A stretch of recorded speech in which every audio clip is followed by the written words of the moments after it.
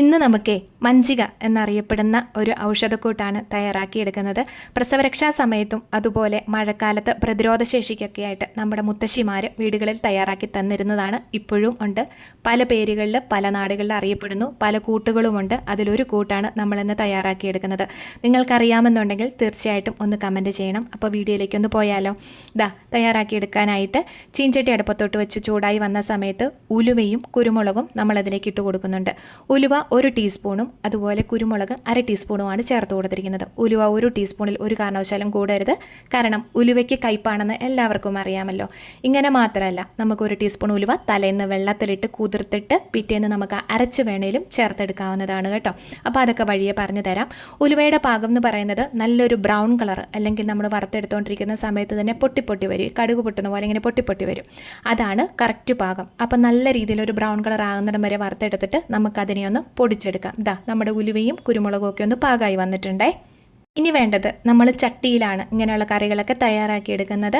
തീർച്ചയായിട്ടും അതിലേക്ക് വെളിച്ചെണ്ണയാണ് ഒഴിച്ചു കൊടുത്തിരിക്കുന്നത്. വെളിച്ചെണ്ണ നന്നായിട്ടൊന്ന് ചൂടായി വന്ന സമയത്ത് നമുക്ക് കുറച്ച് കടുക് ചേർത്ത് കൊടുക്കാം. കടുകും ഈ പറഞ്ഞ പോലെ തന്നെ ഒന്ന് പൊട്ടി വന്നിട്ടുണ്ട്. അതിലേക്ക് വേണ്ടത് ഉള്ളിയാണ്. കൊച്ചുള്ളി ഉണ്ടല്ലോ, 3 കൊച്ചുള്ളി, അത്യാവശ്യം ഇടത്തരം വലിപ്പമുള്ള കൊച്ചുള്ളിയാണ് നമ്മൾ അരിഞ്ഞ് ചേർത്ത് കൊടുത്തിരിക്കുന്നത്.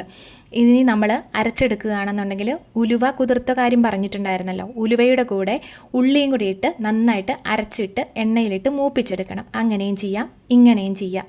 ഇനി നമുക്ക് ഉള്ളിയുടെ പാകം എന്ന് പറയുന്നത് നല്ല മൂത്ത് ബ്രൗൺ കളറാണ്. അതിൻ്റെ ആ ഒരു നല്ലൊരു മണമൊക്കെ വരും. അപ്പോൾ ആ ഒരു പരുവത്തിലാകുന്നിടം വരെ നമുക്കൊന്ന് റെഡിയാക്കി എടുക്കണം. കണ്ടിന്യൂസ് ആയിട്ട് ഇളക്കി കൊടുക്കേണ്ട കാര്യമൊന്നുമില്ല, അത് തന്നെ റെഡിയായി വന്നോളും. പോരാത്തന്നെ ഇടയ്ക്കൊന്ന് റെഡിയാക്കി ഇളക്കി കൊടുത്തിരുന്നാൽ മാത്രം മതിയാവും. ഇനി നമുക്ക് ഇതവിടെ ശരിയായി വരുന്ന സമയത്ത് കൂട്ട് തയ്യാറാക്കാം. അതിനായിട്ട് തൈരാണ് എടുത്തിരിക്കുന്നത്. 400 ഗ്രാം തൈര് നമ്മളിവിടെ എടുത്തിട്ടുണ്ട്. അതിലേക്ക് ഉപ്പും കൂടെ, അതിനാവശ്യത്തിനുള്ള ഉപ്പും കൂടെ നമ്മളിതിലേക്ക് ചേർത്ത് കൊടുക്കുന്നുണ്ട് കേട്ടോ. അപ്പോൾ പുളിയില്ലാത്ത തൈര് എടുക്കാനായിട്ട് ശ്രദ്ധിക്കുക. ഔഷധക്കൂട്ടിനൊക്കെ നമ്മൾ അങ്ങനെയാണ് ചെയ്യാറ് കേട്ടോ, കൂടുതലും തന്നെ.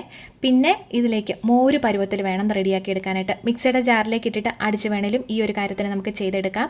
അപ്പോൾ നമ്മൾ 1 കപ്പ് തൈരിന് 2 കപ്പ് വെള്ളം എന്നുള്ള രീതിയിലാണ് കറിക്കൂട്ടിനായിട്ട് നമ്മൾ എടുക്കുന്നത്. കുടിക്കാനാണെന്നുണ്ടെങ്കിൽ അതൊരു കുറച്ചുകൂടെ വെള്ളം നമുക്ക് നീട്ടി എടുക്കാവുന്നതാണ് കേട്ടോ, നല്ല വെള്ള പരുവത്തിൽ.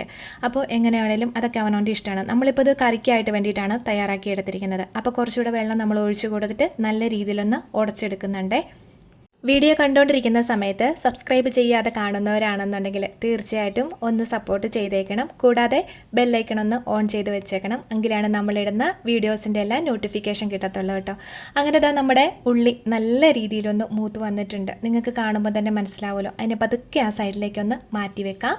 ഇനി ഇതിലേക്കുണ്ടല്ലോ വറ്റൽമുളകും കറിവേപ്പിലയും കൂടിയാണ് ചേർത്ത് കൊടുക്കുന്നത്.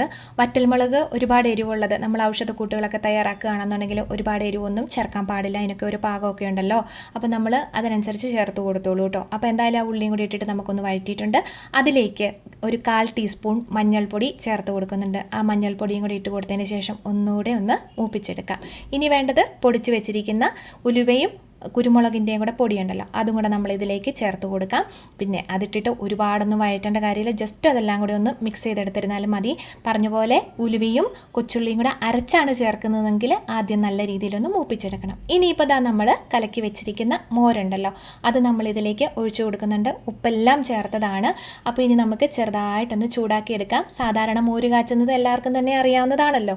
ലോ ഫ്ലെയിമിലിട്ടിട്ട് വേണം ചെയ്തെടുക്കാനായിട്ട്.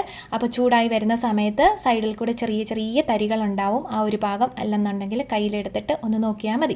വീഡിയോ കണ്ടുകൊണ്ടിരിക്കുന്ന സമയത്ത് ഇഷ്ടമായിട്ടുണ്ടെങ്കിൽ ഒന്ന് ലൈക്ക് ചെയ്യാനായിട്ട് മറക്കരുത്. അതുപോലെ മറ്റുള്ളവർക്ക് ഷെയർ ചെയ്ത് കൊടുക്കണം. പിന്നെ കമൻറ്റ് തീർച്ചയായിട്ടും ചെയ്യണം. കാരണം വെച്ചാൽ ഇതുപോലുള്ള നല്ല കൂട്ടുകളൊക്കെ, ഔഷധക്കൂട്ടുകളൊക്കെ അറിയാമെന്നുണ്ടെങ്കിൽ മഴക്കാലമൊക്കെ അല്ലേ വരുന്നത്. അപ്പോൾ തീർച്ചയായിട്ടും ഒന്ന് കമൻറ്റ് ചെയ്തേക്കുന്നുണ്ടെങ്കിൽ നല്ല കാര്യമാണ്. അത് മറ്റുള്ളവർക്കും പ്രയോജനമാവുമല്ലോ.